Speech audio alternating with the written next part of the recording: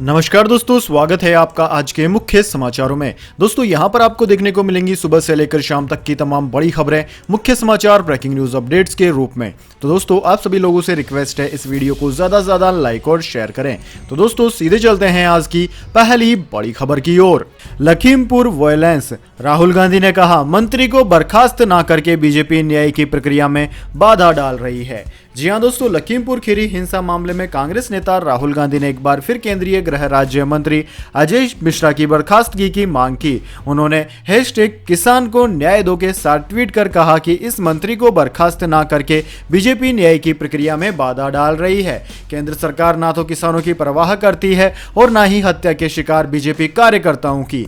वहीं उत्तर प्रदेश कांग्रेस की प्रभारी प्रियंका गांधी ने कहा कि मंत्री का बेटा किसानों की हत्या के आरोप में गिरफ्तार। क्या अब भी मंत्री को अपने पद पर बने रहने का है अधिकार? निष्पक्ष जांच और न्याय के लिए केंद्रीय गृह मंत्री की बर्खास्तगी जरूरी है। नरेंद्र मोदी जी अपने मंत्री को संरक्षण देना बंद कीजिए। यही नहीं, प्रियंका गांधी के नेतृत्व में पार्टी कार्यकर्ताओं ने लखनऊ में केंद्रीय मंत्री अजय मिश्रा टेनी को बर्खास्त करने की मांग को लेकर मौन धरना दिया। कांग्रेस के प्रवक्ता ने बताया कि प्रियंका गांधी के नेतृत्व में कांग्रेस नेता और कार्यकर्ता लखीमपुर खीरी मामले में राज्य की राजधानी के जीपीओ पार्क में एकत्रित हुए और महात्मा गांधी की प्रतिमा के सामने मौन धरने पर बैठे और केंद्रीय मंत्री अजय मिश्रा टेनी को बर्खास्त करने की मांग की। इसके बाद दोस्तों अगली बड़ी खबर, सरकार की टेस्ला को 2 टूक, कहा चीन में बनी कार भारत में मत बेचो, यहीं पर बनाओ और यहीं पर बेचो। जी हां दोस्तों, दुनिया की सबसे बड़ी इलेक्ट्रिक कार बनाने वाली कंपनी टेस्ला को भारत सरकार ने 2 टूक कह दिया है कि चीन में बनी इलेक्ट्रिक कारों को भारत में नहीं बेचे। फिलहाल टेस्ला का भारत में मेड इन चाइना कार बेचने की योजना पर पानी फिर गया है। दरअसल दोस्तों, इंडिया टुडे कॉन्क्लेव 2021 में केंद्रीय मंत्री नितिन गडकरी ने कहा कि सरकार ने टेस्ला को सलाह दी है कि वो भारत में ही कार बनाकर बेचे और निर्यात भी करे। कंपनी ने भी संकेत दिया है कि वह जल्द ही भारत में प्लांट शुरू करेगी और फिर यहीं पर इलेक्ट्रिक कारों का प्रोडक्शन होगा। सीमा पर तनाव की वजह से भारत और चीन के कारोबारी रिश्ते पर भी असर दिख रहा है। दुनिया की सबसे बड़ी इलेक्ट्रिक कार कंपनी टेस्ला से केंद्रीय मंत्री नितिन गडकरी ने कहा कि वो भारत में चीन में बनी हुई कारों को नहीं बेचे। टेस्ला ने अमेरिका से बाहर सबसे पहला प्लांट चीन में लगाया। कंपनी चीन से ही यूरोप और दूसरे देशों में टेस्ला ई कारों को एक्सपोर्ट करती है, लेकिन भारत को ये पसंद नहीं है। नितिन गडकरी ने टेस्ला से कहा कि वो भारत में प्लांट स्थापित करे और यहीं से ई कारें दूसरे देशों को निर्यात करे। टेस्ला की इलेक्ट्रिक कार का उत्पादन जल्द ही भारत में शुरू होने की उम्मीद है। इसके बाद दोस्तों अगली बड़ी खबर, किसानों की हुक्कार पर पुलिस कमर कसकर है तैयार। संयुक्त किसान मोर्चा की चेतावनी से पुलिस विभाग में छुट्टियां रद्द। लखीमपुर में आईपीएस और पीपीएस अफसरों की फौज तैनात। 20 अन्य जिलों में लगाई गई स्पेशल ड्यूटी। जी हां दोस्तों, लखीमपुर हिंसा के विरोध में और मारे गए किसानों की बरसी पर किसानों के देशव्यापी कार्यक्रम को देखते हुए पुलिस भी कमर कसकर तैयार हो रही है। पश्चिम यूपी और तराई के 20 जिलों में इनका मोर्चा संभालने के लिए आईपीएस अफसर को बतौर नोडल अधिकारी जिम्मेदारी सौंपी गई है। वहीं अकेले लखीमपुर में 12 अधिकारियों की विशेष तैनाती की गई है। लखीमपुर हिंसा में मारे गए किसानों की बरसी पर संयुक्त मोर्चा ने देश भर के किसानों से वहां पहुंचने की अपील की। रविवार को मोर्चा की तरफ से बयान जारी हुआ कि किसान जगह जगह श्रद्धांजलि सभाएं भी करें। वेस्ट यूपी में भारी संख्या में किसानों की भीड़ जुटने की संभावना को देखते हुए डीजीपी मुकुल गोयल ने 20 जिलों में आईपीएस और पीपीएस अफसरों की विशेष ड्यूटी लगाई है। इसमें बहराइच, खीरी, अमरोहा, मुजफ्फरनगर, शामली, मेरठ, बरेली, गाजियाबाद, मुरादाबाद, पीलीभीत, शाहजहांपुर, बिजनौर और रामपुर शामिल है। जबकि लखीमपुर में 12 अधिकारियों को हालात सामान्य होने तक खास जिम्मेदारी दी गई है। दोस्तों आपकी जानकारी के लिए बता दें, 18 अक्टूबर तक छुट्टियों पर भी नहीं जाएगा कोई पुलिस वाला, क्योंकि उन सब की छुट्टियां इस वजह से ही रद्द कर दी गई हैं। इसके बाद दोस्तों अगली बड़ी खबर, शेयर बाजार के बिग बुल राकेश झुंझुनवाला की नई एयरलाइन कंपनी आकाशा को मिली एनओसी। अगले साल हो सकती है लॉन्चिंग। जी हां दोस्तों, शेयर बाजार के बिग बुल राकेश झुंझुनवाला की नई एयरलाइन कंपनी आकाशा को एनओसी मिल गई है। सूत्रों के मुताबिक अगले साल से इसकी लॉन्चिंग हो सकती है। मीडिया रिपोर्ट्स के मुताबिक झुंझुनवाला नए एयरलाइन वेंचर में $3.5 करोड़ यानी कि लगभग 260.7 करोड़ रुपए का निवेश कर सकते हैं। एयरलाइन कंपनी में अगले 4 साल में 70 एयरक्राफ्ट को शामिल करने की बात भी सामने आ रही है। फोर्ब्स के मुताबिक झुंझुनवाला की नेट नेटवर्थ 4.6 अरब डॉलर यानी कि 34.21 हजार करोड़ रुपए है। रिपोर्ट्स के मुताबिक नई एयरलाइन के पीछे भारत के ज्यादा से ज्यादा लोगों को हवाई यात्रा मुहैया कराने की मंशा है। झुंझुनवाला को कंपनी में 3.5 करोड़ डॉलर के निवेश पर 40% हिस्सेदारी मिलेगी। 2 महीने पहले ब्लूमबर्ग को दिए इंटरव्यू में उन्होंने कहा कि हमें अगले 15 दिन में एविएशन मिनिस्टर से नो ऑब्जेक्शन सर्टिफिकेट की उम्मीद जताई थी। हालांकि सोमवार को उन्हें सरकार से मंजूरी मिल गई है। इसके बाद दोस्तों अगली बड़ी खबर, लगातार 7वें दिन ईंधन के दामों में उछाल। 10 दिन में पेट्रोल 2 रुपए 80 पैसे और डीजल 3 रुपए 30 पैसे हो गया है महंगा। जी हाँ दोस्तों, तेल कंपनियों ने लगातार 7वें दिन पेट्रोल और डीजल के दाम बढ़ा दिए हैं। सोमवार को पेट्रोल 29 पैसे और डीजल 35 पैसे महंगा हुआ। अब लखनऊ में पेट्रोल 101 रुपए 14 पैसे प्रति लीटर जबकि डीजल 93 रुपए 22 पैसे प्रति लीटर मिल रहा है। वहीं दोस्तों देश की राजधानी दिल्ली की बात की जाए तो दिल्ली में 1 लीटर पेट्रोल की कीमत 104 रुपए 44 पैसे प्रति लीटर है जबकि डीजल 93 रुपए 18 पैसे प्रति लीटर है। देश के महानगरों की बात की जाए तो महानगरों में मुंबई में सबसे महंगा पेट्रोल डीजल है। मुंबई में पेट्रोल 110 रुपए 38 पैसे प्रति लीटर जबकि डीजल 101 रुपए प्रति लीटर पर चल रहा है। इसके अलावा दोस्तों तमाम महानगरों में पेट्रोल की कीमत 100 रुपए को पार कर गई है। इसके बाद दोस्तों अगली बड़ी खबर, दुनिया की पहली कोरोना वैक्सीन पर सवाल। ब्रिटिश मीडिया का दावा, रूस के जासूसों ने ऑक्सफोर्ड एस्ट्राजेनेका का फार्मूला चुराकर बनाई थी स्पुतनिक वी। जी हां दोस्तों, दुनिया की पहली कोरोना वैक्सीन बनाने का दावा करने वाला रूस सवालों के घेरे में है। ब्रिटिश मीडिया ने दावा किया है कि रूस के जासूसों ने ऑक्सफोर्ड एस्ट्राजेनेका का फार्मूला चुराकर स्पुतनिक वी वैक्सीन तैयार की थी। ब्रिटेन के गृह मंत्रालय ने इसकी पुष्टि तो नहीं की है लेकिन इससे इनकार भी नहीं किया है। ब्रिटेन के 2 अखबार द डेली मेल और द सन की रिपोर्ट में दावा किया गया है कि स्पुतनिक वी वैक्सीन को बनाने वाली रूसी कंपनी Gamaleya national research institute of epidemiology and microbiology ने ब्रिटिश फार्मूला चुराकर दुनिया की पहली कोरोना वैक्सीन बनाई है। इसके बाद दोस्तों अगली बड़ी खबर, कोयले की कमी और बिजली संकट की खबरों के बीच अमित शाह ने मंत्रियों से की मीटिंग। ऊर्जा और कोयला मंत्री समेत एनटीपीसी के अफसर भी पहुंचे। जी हां दोस्तों, केंद्रीय गृह मंत्री अमित शाह ने सोमवार को कोयला और बिजली मंत्रालयों के प्रभारी अपने कैबिनेट सहयोगियों से मुलाकात की। कोयले की अपर्याप्त सप्लाई के कारण देश के कई हिस्सों में बिजली की कमी की चिंताओं के बीच अमित शाह की यह मुलाकात हुई है। केंद्रीय ऊर्जा मंत्री आरके सिंह, कोयला मंत्री प्रहलाद जोशी, बिजली और कोयला मंत्रालय के अधिकारियों के साथ अमित शाह से मिलने गृह मंत्रालय पहुंचे। कई राज्यों ने ब्लैकआउट की चेतावनी दी है। हालांकि केंद्र सरकार ने आश्वासन दिया है कि भारत के पास अपने बिजली संयंत्रों की मांग को पूरा करने के लिए पर्याप्त कोयला भंडार है। इसके बाद दोस्तों अगली बड़ी खबर, भारत चीन के बीच 13वें दौर की बातचीत रही बेनतीजा। एलएसी विवाद खत्म करने को लेकर भारत के सुझाव मानने से चीन का इनकार। ड्रैगन बोला, भारतीय सेना की मांग अतार्किक है।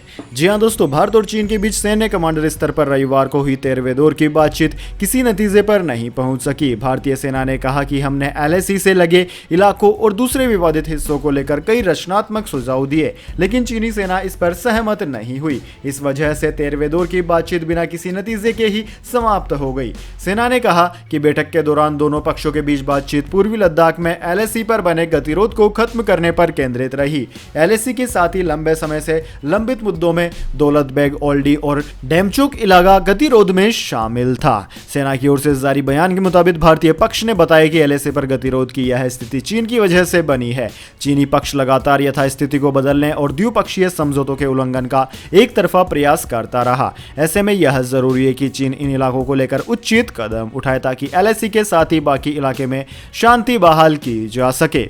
इसके बाद दोस्तों अगली बड़ी खबर, अमिताभ बच्चन ने पान मसाला ब्रांड का एड छोड़ा, पूरी फीस भी लौटाई, हो रहे थे ट्रोल।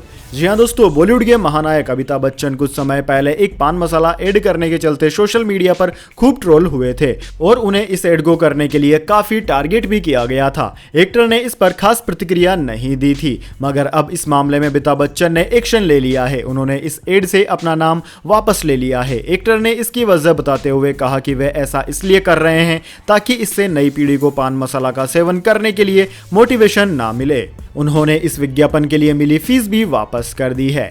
दोस्तों अमिताभ बच्चन ने कमला पसंद का एड किया था, जिसके बाद इसे लेकर कई सारे लोगों ने आपत्ति जताई थी। लोगों का ऐसा मानना था कि देश की सीनियर मोस्ट पर्सनैलिटी होने के नाते अमिताभ बच्चन को ऐसे विज्ञापन नहीं करने चाहिए। नेशनल एंटी टोबैको ऑर्गेनाइजेशन ने भी अमिताभ बच्चन से रिक्वेस्ट की थी कि बिग बी इस एड से अपना नाम वापस ले ले। इसके अलावा मामले में अमिताभ बच्चन के कुछ फैंस भी गुस्से में थे और उन्हें सुपरस्टार का ये मूव अच्छा नहीं लगा था। अब अमिताभ बच्चन की तरफ से ऑफिशियल स्टेटमेंट जारी कर दिया गया है। इसी बीच अमिताभ बच्चन से एक फैन ने पान मसाला का एड करने पर सवाल भी किया था, जिसके जवाब में अमिताभ बच्चन ने कहा था कि अगर किसी संस्था को इससे फायदा हो रहा है तो फिर हमें ऐसे नहीं सोचना चाहिए कि हम ये क्यों कर रहे हैं। जैसे हम लोगों की इंडस्ट्री चलती है वैसे ही उनकी इंडस्ट्री भी चलती है। आपको ऐसा लगता है कि मुझे यह नहीं करना चाहिए, लेकिन मुझे इसके लिए फीस मिली है। इसके बाद दोस्तों अगली बड़ी खबर, जम्मू कश्मीर के पुंछ में आतंकवादियों के साथ मुठभेड़ में एक जेसीओ सहित 5 सैनिक हुए शहीद। जी हां दोस्तों, जम्मू कश्मीर के पुंछ जिले में स्थित डेरा की गली इलाके में सुरक्षा बलों और आतंकवादियों के बीच हुई मुठभेड़ में एक जेसीओ सहित 5 सैनिक शहीद हो गए। सुरक्षा बलों ने इलाके को घेर कर रखा हुआ है और खबर लिखे जाने तक वहां मुठभेड़ जारी थी। रक्षा विभाग के एक प्रवक्ता ने बताया कि आतंकवादियों की मौजूदगी की जानकारी मिलने के बाद सुवरन कोट में डीकेजी के पास एक गांव में तड़के एक अभियान शुरू किया गया। अधिकारियों ने बताया कि भारी हथियारों के साथ आतंकवादियों के नियंत्रण रेखा पार कर चरमेर के जंगल में छुपे होने की खबर मिली थी। मौके पर अतिरिक्त बल को भेजा गया है ताकि आतंकवादियों के निकलने के सभी रास्ते बंद किए जा सके। दोस्तों प्राप्त जानकारी के मुताबिक 4 के करीब आतंकी सीमा पार करके पुंछ पहुंचे थे और उसके बाद कश्मीर घाटी के लिए निकले थे। मुगल रोड के पास डेरा की गली इलाके में सुरक्षा बलों ने चारों आतंकवादियों को घेर लिया, जिसके बाद दोनों ओर से गोलीबारी शुरू हो गई। इस गोलीबारी में यह 5 सैनिक गंभीर रूप से घायल हो गए थे, जिसके बाद उन्हें तत्काल अस्पताल ले जाया गया, लेकिन उन्होंने रास्ते में ही दम तोड़ दिया। सुरक्षा बलों ने इसके साथ ही पूरे इलाके को घेर लिया है और खबर लिखे जाने तक घटना स्थल पर मुठभेड़ चल रही थी। इसके बाद दोस्तों जान लेते हैं पूरी दुनिया और भारत में क्या है कोरोना महामारी की ताज़ा स्थिति। सबसे पहले दोस्तों बात करते हैं पूरी दुनिया की। तो दोस्तों पूरी दुनिया में इस वक्त तक इस महामारी से संक्रमितों का आंकड़ा 22 करोड़ को पार कर गया है, जबकि दोस्तों मरने वालों की संख्या 45 लाख के पार है। वहीं दोस्तों इस महामारी से सर्वाधिक प्रभावित देशों की बात की जाए तो उनमें America, India, Brazil, United kingdom, Russia, Turkey, France, Iran, Argentina आदि प्रमुख रूप से प्रभावित देश हैं।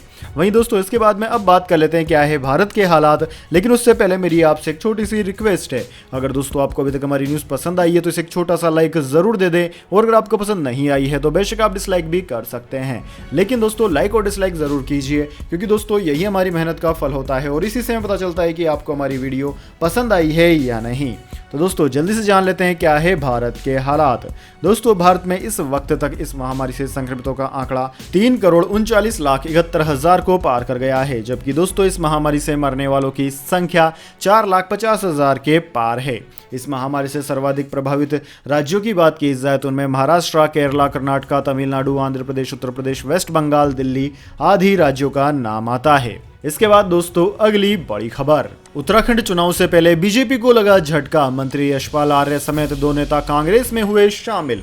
जी हां दोस्तों, उत्तराखंड में अगले साल होने वाले विधानसभा चुनाव से पहले भारतीय जनता पार्टी को बड़ा झटका लगा है और राज्य के परिवहन मंत्री यशपाल आर्य भाजपा छोड़कर अपने विधायक बेटे संजीव आर्य के साथ सोमवार को कांग्रेस में शामिल हो गए। वहीं जम्मू कश्मीर में नेशनल कॉन्फ्रेंस को झटका लगा है और पार्टी छोड़ने वाले देवेंद्र राणा पार्टी व सुरजीत सिंह सलाथिया भारतीय जनता पार्टी में शामिल हो गए हैं। यशपाल आर्य और उनके बेटे कांग्रेस के वरिष्ठ नेताओं हरीश रावत, केसी वेणुगोपाल और रणदीप सुरजेवाला की मौजूदगी में अपने समर्थकों के साथ नई दिल्ली में कांग्रेस में शामिल हुए। इससे पहले उन्होंने कांग्रेस के पूर्व अध्यक्ष राहुल गांधी से उनके आवास में मुलाकात भी की थी। दोस्तों यशपाल आर्य 2007 से 14 तक कांग्रेस की उत्तराखंड इकाई के अध्यक्ष थे और रावत के नेतृत्व वाली पूर्ववर्ती सरकार में मंत्री और विधानसभा के पूर्व अध्यक्ष भी रह चुके हैं। वह उत्तराखंड में विधानसभा चुनाव से पहले 2017 में भाजपा में शामिल हो गए थे। यशपाल राज्य की मुक्तेश्वर विधानसभा सीट और संजीव आर्य नैनीताल विधानसभा सीट का प्रतिनिधित्व करते हैं। इसके बाद दोस्तों अगली बड़ी खबर, कम नहीं हो रही है आर्यन खान की मुश्किलें, फिर नहीं मिली राहत। जी हां दोस्तों, नारकोटिक्स कंट्रोल ब्यूरो ने 2 अक्टूबर को मुंबई में चल रही एक हाई प्रोफाइल रेव पार्टी पर रेड की थी, जिसके बाद 8 लोगों के हिरासत में लेने की खबर थी। 3 अक्टूबर शाम तक इन सभी से पूछताछ की गई, जिसके बाद सभी आरोपियों को गिरफ्तार कर लिया गया, जिसमें शाहरुख खान का बेटा आर्यन खान भी शामिल है। दोस्तों आज फिर इस मामले में सुनवाई हुई। आर्यन खान की मुश्किलें अब बढ़ गई है और उन्हें आज भी जमानत नहीं मिली। शाहरुख खान के बेटे आर्यन खान को 13 अक्टूबर यानी कि बुधवार तक न्यायिक हिरासत में आर्थर रोड जेल में ही रहना होगा। अब इस मामले पर बुधवार को दोपहर 2:45 पर सुनवाई होगी। एनसीबी इस मामले की जांच में लगी हुई है। 3 अक्टूबर से लेकर 8 अक्टूबर तक आर्यन खान एनसीबी की कस्टडी में था। रविवार यानी कि 10 अक्टूबर को उनका स्टेटमेंट दर्ज किया गया। आर्यन के वकील का दावा है कि आर्यन पहले ऐसे शख्स हैं जिनके पास कोई ड्रग्स रिकवर नहीं हुआ, न ही उन्होंने सेवन किया। इसके बाद दोस्तों अगली बड़ी खबर, प्रधानमंत्री मोदी ने ब्रिटेन के पीएम बोरिस जॉनसन से फोन पर की बातचीत। अफगानिस्तान सहित कई मुद्दों पर हुई चर्चा। जी हां दोस्तों, प्रधानमंत्री नरेंद्र मोदी ने ब्रिटेन के पीएम बोरिस जॉनसन से फोन पर बातचीत की है। इस दौरान दोनों नेताओं ने भारत यूके एजेंडा 2030, ग्लासगो में आगामी GOP 26 के संदर्भ में क्लाइमेट एक्शन और अफगानिस्तान सहित अन्य मुद्दों पर चर्चा की। पीएम मोदी ने ट्वीट करते हुए कहा कि प्रधानमंत्री बोरिस जॉनसन से बात करके खुशी हुई। हमने भारत यूके एजेंडा 2030 पर प्रगति की समीक्षा की। ग्लासगो में आगामी CPO 26 के संदर्भ में क्लाइमेट एक्शन पर विचारों का आदान प्रदान किया और अफगानिस्तान सहित क्षेत्रीय मुद्दों पर अपने आकलनों को साझा किया। इसके बाद दोस्तों अगली बड़ी खबर, महंगाई की मार झेल रही पाकिस्तानी जनता, मंत्री बोले नोनी वाले कम खाओ। जी हां दोस्तों, पाकिस्तान में बढ़ती महंगाई आम लोगों के साथ साथ सरकार के लिए भी मुसीबत का सबब बन चुकी है। खाद्य वस्तुओं की कीमतें आसमान छू रही है, जिससे लोगों में बेहद गुस्सा है। लेकिन सरकार जख्म पर मरहम लगाने की बजाय उस पर नमक छिड़कने का काम कर रही है। दरअसल दोस्तों, महंगाई को लेकर पाकिस्तान के संघीय मंत्री अमीन गुंडापुर ने हाल ही में एक ऐसा बयान दिया जिससे लोगों को ज्यादा निराशा हुई। जियो टीवी की खबर के मुताबिक पाकिस्तान सरकार में गिलगिट बाल्टिस्तान मामलों के मंत्री अमीन गुंडापुर ने एक जनसभा को संबोधित करते हुए लोगों से कम खाने की अपील की है। उन्होंने कहा है कि क्या हम देश के लिए इतनी सी कुर्बानी नहीं दे सकते? मैं अगर चाय में 100 दाने चीनी डालता हूं और 9 दाने कम डालने पर क्या चाय कम मीठी हो जाएगी? अगर मैं रोटी के सोने वाले खाता हूं और क्या उसमें से नोनी वाले कम नहीं खा सकता? मंत्री ने आगे कहा कि अगर 9% महंगाई है तो क्या मैं अपनी कौम, अपने बच्चों के लिए इतनी सी कुर्बानी नहीं कर सकता? उन्होंने कहा कि पाकिस्तान की आज़ादी और अपने बच्चों को गुलामी से बचाने के लिए हमें कुर्बानी देनी होगी। अब आप लोगों को यह फैसला करना है। मंत्री ने बुधवार को यह बयान दिया है, लेकिन अब यह सोशल मीडिया पर चर्चा का विषय बन चुका है और लोग उनकी जमकर आलोचना कर रहे हैं। तो दोस्तों यह थी आज की तमाम बड़ी खबरें। इसके बाद दोस्तों बारी आती है आज के माइंड क्विज क्वेश्चन की। जी हाँ दोस्तों, एक आसान से सवाल का जवाब देकर आप जीत सकते हैं एक अमेजिंग सरप्राइज गिफ्ट हमारे यूट्यूब चैनल की ओर से। तो दोस्तों आज का सवाल आपकी स्क्रीन पर आ चुका है। भारतीय कैलेंडर, इंग्लिश कैलेंडर यानी कि मौजूदा जो कैलेंडर है उससे कितने वर्ष आगे चलता है? जी हाँ दोस्तों, अगर आप जानते हैं कि भारतीय कैलेंडर और वेस्टर्न कैलेंडर में कितने सालों का फासला है तो जल्दी से कमेंट बॉक्स में लिख दीजिए। अगर दोस्तों आपका जवाब होता है एकदम सही और आप चले जाते हैं लकी विजेता के रूप में, तो आपको मिल सकता है एक अमेजिंग सरप्राइज गिफ्ट हमारे यूट्यूब चैनल की ओर से। तो दोस्तों जल्दी से अपना उत्तर कमेंट बॉक्स में लिख दीजिए, वीडियो को लाइक कर लीजिए और चैनल को सब्सक्राइब करके बेल आइकन भी दबा लीजिए। धन्यवाद। वंदे मातरम। जय हिंद, जय भारत।